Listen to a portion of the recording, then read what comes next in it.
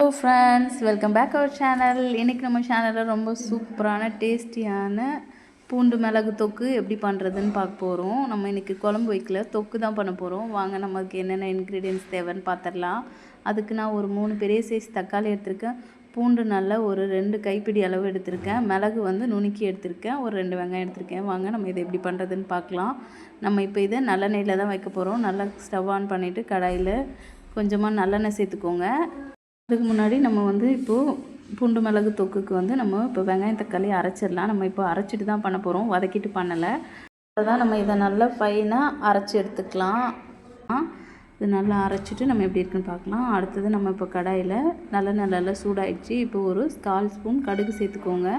கடுகு நல்லா பொரிஞ்சோன்னா ஒரு 1/4 ஸ்பூன் வெந்தயம் சேர்த்துக்கோங்க. வெந்தயம் சேர்த்து அதுவும் நல்லா கோல்டன் ப்ரௌன் ஆகட்டும். நல்லா கோல்டன் ப்ரௌன் ஆனோன்னா நம்ம இதில் முழு மிளகு சேர்க்க போகிறோம். முழு மிளகு வந்து ஒரு 1/2 ஸ்பூன் சேர்த்துக்கோங்க. அது ஆனால் வெடிக்கும், பார்த்து சேர்த்துக்கோங்க. லோ ஃப்ளேம் வச்சுக்கோங்க. இப்போ நான் ஒரு 2 கைப்பிடி அளவு பூண்டு உரித்து எடுத்துருக்கேன். அதையுமே அதில் சேர்த்துட்றேன். சேர்த்து நல்லா வதக்கி விடுங்க. நல்லா கோல்டன் ப்ரௌன் ஆகுற வரைக்கும் வதக்கணும். அப்போ தான் வந்து குழம்பு ரொம்ப டேஸ்ட்டாக இருக்கும். அந்த பூண்டோட அரோமா ரொம்ப சூப்பராக இருக்கும். நல்ல கோல்டன் ப்ரௌன் ஆகட்டும். நல்லா வதக்கி விட்டுடுங்க. அது நல்லா பொரிஞ்சு வரட்டும். இப்போ பாருங்கள், நம்ம அரைச்சி வச்ச பேஸ்ட்டு, வெங்காயம் தக்காளி பேஸ்ட்டு நல்லா இதுவாக அரைச்சாச்சு. இப்போ நம்ம அதை வந்து அதில் ஆட் பண்ண போகிறோம். ஊற்றும் போது பார்த்து ஊற்றுங்க, கொஞ்சம் தெறிக்கும்.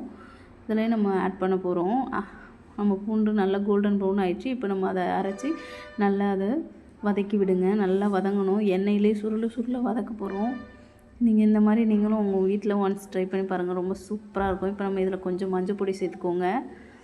மஞ்சள் பொடி சேர்த்து இது கூடவே கொஞ்சம் மிளகா பொடி சேர்த்துக்கோங்க. வெறும் மிளகாத்தூள் சேர்த்துருக்கேன். நான் காஷ்மீரி சில்லி பவுட்ரு கலருக்காக கொஞ்சோண்டு சேர்த்துருக்கேன். இதில் 1 ஸ்பூன் வந்து குழம்பு மிளகாத்தூள் சேர்த்துருக்கேன். அவ்வளோதான். இதில் பெப்பர் காரம் தான் அதிகமாக இருக்கணும். கொஞ்சமாக உப்பு சேர்த்து நல்லா மூடி போட்டு சேர்த்து லோ ஃப்ளேம், ஏன்னா தெரிக்கும், அதனால தான் மூடி போட்டு பாருங்கள். இப்போ எண்ணெய் பிரிஞ்சு வர ஆரம்பிச்சிச்சு. நல்லா பிரிஞ்சு வரட்டும். இப்போ நம்ம இதில் கொஞ்சமாக புளி தண்ணி ஆட் பண்ணிக்கோங்க. ஏன்னா அது புளி சேர்த்தா தான் அதோடய டேஸ்ட் வந்து சூப்பராக இருக்கும் அந்த தொக்குக்கு. அதனால் கொஞ்சமாக புளி சேர்த்துக்கோங்க. ஒரு நெல்லிக்காய் சைஸ் புளி எடுத்து நல்லா அதோட இது மட்டும் சேர்த்துக்க போகிறோம். ஏன்னா நம்ம இது தொக்கு தான் பண்ண போகிறோம்.